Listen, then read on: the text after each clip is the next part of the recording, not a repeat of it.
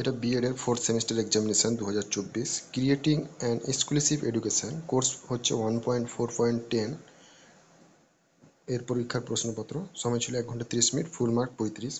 এখানে প্রথমে গ্রুপেতে মোট 60টা প্রশ্ন থাকে, তার মধ্যে 5টার উত্তর করতে হয়, প্রত্যেকটার জন্য 2 করে মার্ক, মোট হচ্ছে 5 2 10 মার্ক।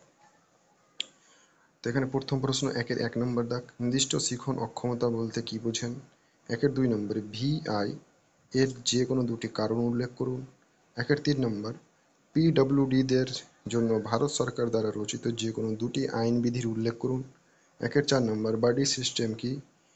5 নম্বর, শিক্ষা ও অন্তর্ভুক্তিমূলক শিক্ষার মধ্যে পার্থক্য নিরূপণ করুন।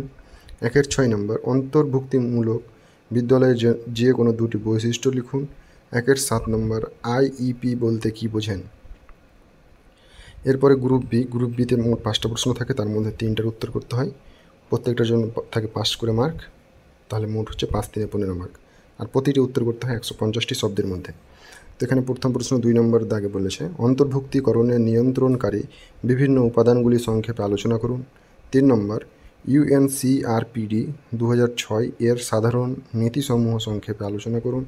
4 নম্বর, দর্শন ও শ্রবণ প্রতিবন্ধকতাযুক্ত শিক্ষার্থীদের পাঠদানের সুবিধার্থে ব্যবহৃত এমন কিছু সহায়ক ও অভিযোগমূলক কৌশল ও প্রযুক্তির বর্ণনা দিন।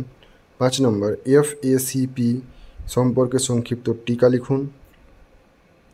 6 নম্বর, অন্তর্ভুক্তিমূলক পরিবেশে মাধ্যমিক স্তরের শিক্ষার জন্য শিক্ষক শিক্ষিকাগণদের দক্ষতা ও সামর্থ্য সম্পর্কে সংক্ষিপ্ত আলোচনা করুন। এরপরে সি নম্বর, সি গ্রুপে 2টা প্রশ্ন থাকে, তার মধ্যে একটার উত্তর করতে হয় 300টি শব্দে, একটার জন্য থাকে 10 মার্ক। এখানে প্রথম প্রশ্ন 7 নম্বর দাগ, বাস্তব শ্রেণী কক্ষ পরিস্থিতিতে অন্তর্ভুক্তিকরণের সমস্যাগুলি বিবৃত করুন, এই সমস্যাগুলির প্রতিকারের উপায় সংক্ষেপে আলোচনা করুন। এরপরে 8 নম্বর প্রশ্ন, দৃষ্টি প্রতিবন্ধকতার কারণ ও প্রতিরোধের উপায়ের সমূহ আলোচনা করুন।